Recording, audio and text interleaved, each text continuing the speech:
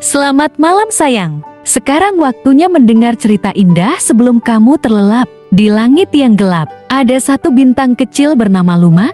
Ia suka sekali berkelip terang. Tapi suatu malam, Luma tersesat dan tidak tahu jalan pulang. Dengan hati yang berani, Luma turun ke bumi. Di sana, ia bertemu burung hantu bijak.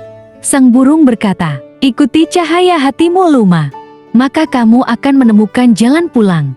Sepanjang perjalanan, cahaya Luma menolong banyak hewan malam. Kelinci, kura-kura, dan bahkan kunang-kunang kecil merasa senang karena terbantu oleh sinarnya. Akhirnya, teman-teman bintang datang menjemput. Luma kembali ke langit, berkelip paling terang. Karena ia belajar, meski sempat tersesat, ia selalu punya cahaya untuk berbagi. Sekarang, pejamkan matamu, biarkan mimpi indah menemanimu malam ini. Selamat tidur.